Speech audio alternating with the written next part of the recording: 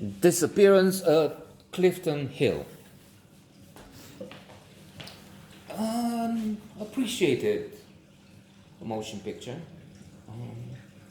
It has a meta score in the green zone, 61 on average out of 100, which means critics have appreciated it on average. Of course, there will be some who will be less enthusiastic, and others that think this is really working.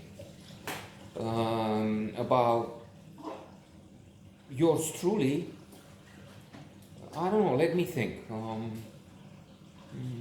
Considering it tries to cover a bit too much, but then it is dealing with a interesting, complicated, sometimes amusing stuff.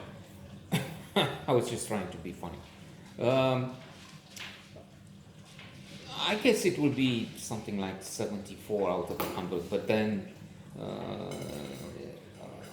if it's not 80 something, 90 something, then it's definitely not one of our best choices.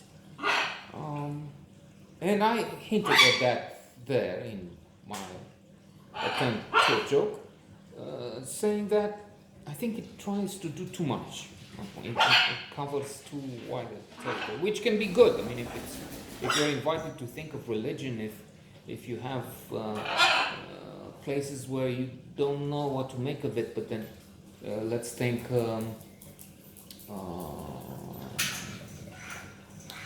Kalauza. What was the translation? What was not the guide?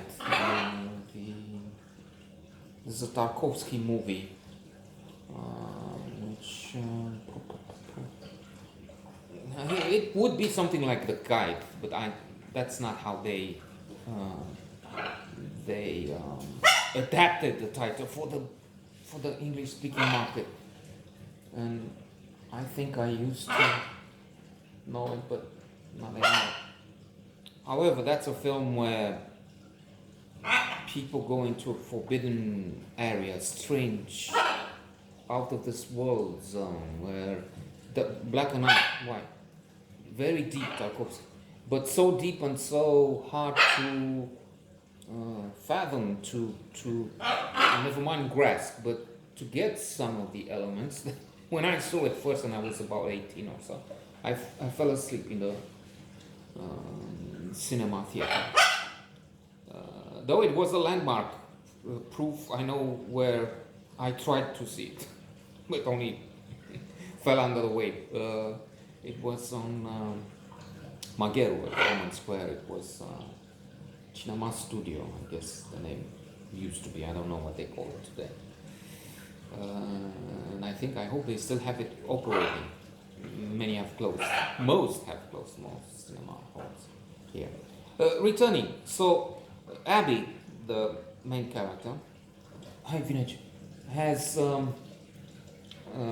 witnessed a very violent scene when she was young. That's what we see in the opening of the film. A boy with one eye, he has a patch on the other, is in danger. There's a car, they're in the forest near a lake, and there's a car coming, and the two who have been looking for him come out, and they grab him, and they're abusive and violent. Later on, we understand the disappearance. We understand that this boy has been missing, has been declared dead by the police as a result of a suicide, but then maybe it wasn't suicide. And as we follow the plot, it's clear it wasn't. The guilty parties could be his parents, the famous Mulan. They have an act with a tiger, and they're also doing magic and explaining the magic by interesting in a few lines, which we can see in those documentaries on National Geographic, Discovery, some of those channels. They have to be very agile, those people. That's clear. Talented with their hands and have physical abilities. But then it's based on distraction. You look here, we don't have terminal the ability to get all the information. We don't see all around. We have to trade one ability for, so because it's very consuming on the brain, which I was reading in Sapiens. Well, it's in so many other places, but Sapiens seems to be one of the key books of this period of these years.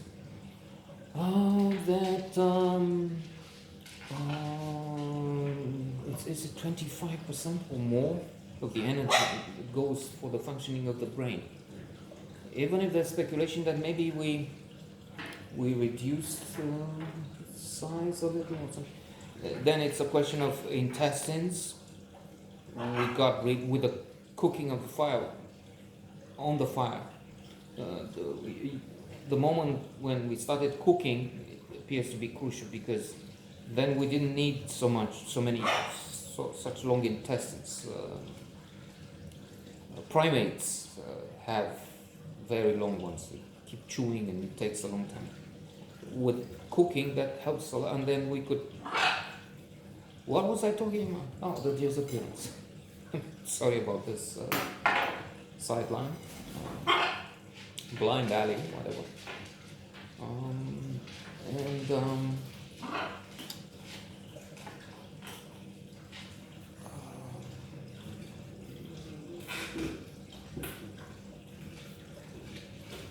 You're looking here, but then I do something with this hand. You're having, that was the point where I started off on a tangent.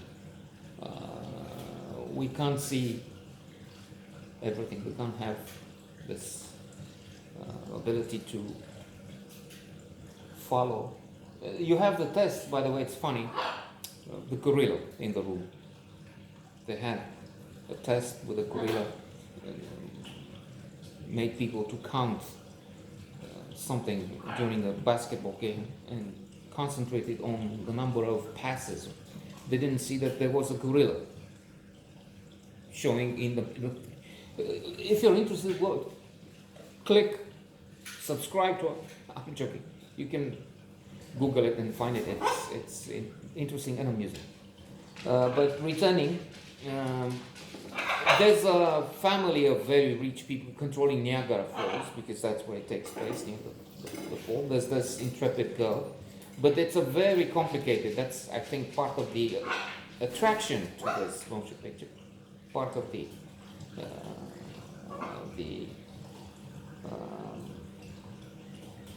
ingredients that add spice and add value to the movie, because it's not just, oh, there's somebody missing and let's follow the tracks. We have her story, and it's just hard to believe in what she saw and what she finds out now, because she has this history of doing crazy things.